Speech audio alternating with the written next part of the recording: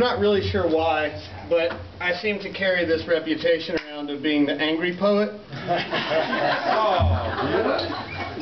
And because he lives in Ronnie.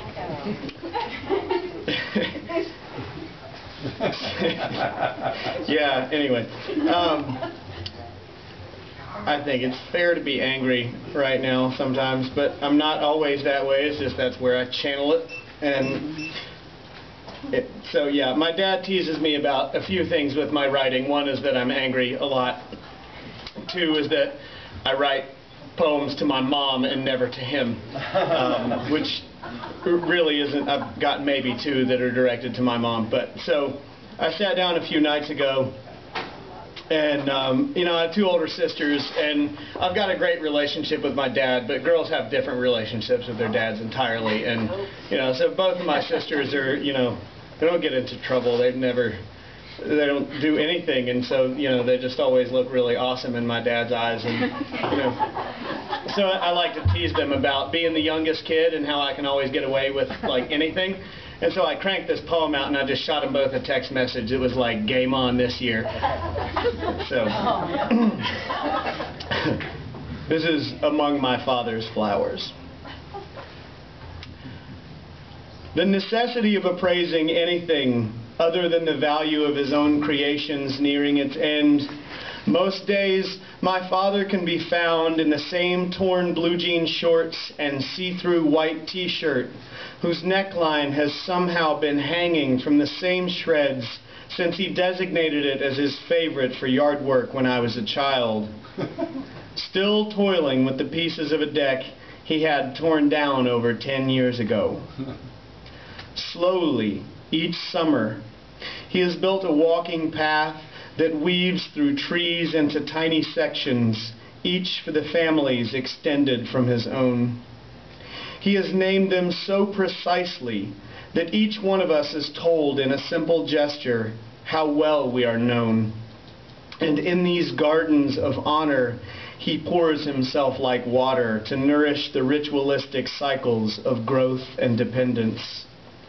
5 petals on a precious flower, the sound of labored breathing, heat to take like sacrament before the blessing is gently extended, palm to palm, hand to earth, to heart, to home, humbled as the back after mulching. Each bed a private prayer passed from withered tongue and given to the ground, rooted in gratitude. Each seed is sown with the sweat of equal sacrifice, so that light will always lead us to sustenance.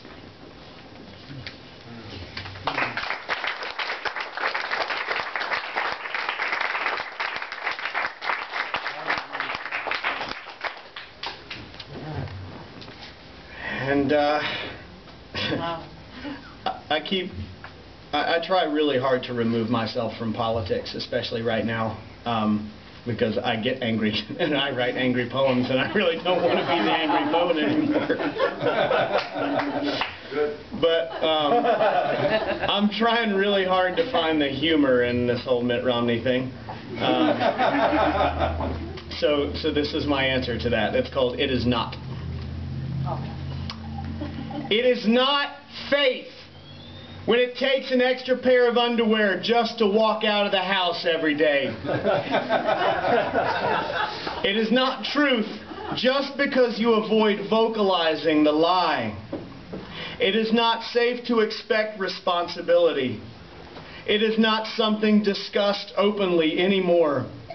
It is not war, just the euphemism of birds and bees.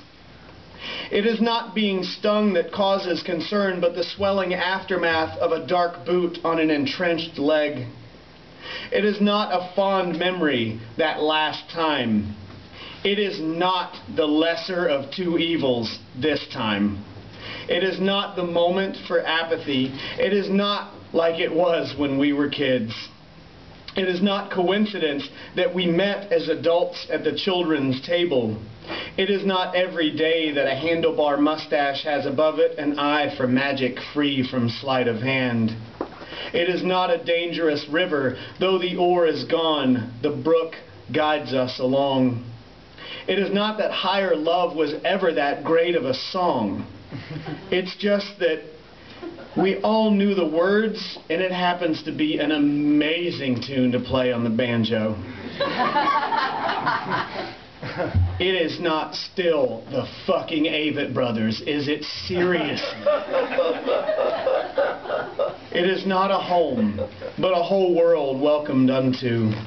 It is not enough to say thank you. It is not that parting was sorry, though there was sorrow in departure. It was more a revelation that the sun was rising above the water and it was time to howl from car windows across a waking vacation. It is not wise to piss in parking lots, despite that it is unavoidable at times. It is not a dream. It is not an ending. It is not the last time, though it was one of the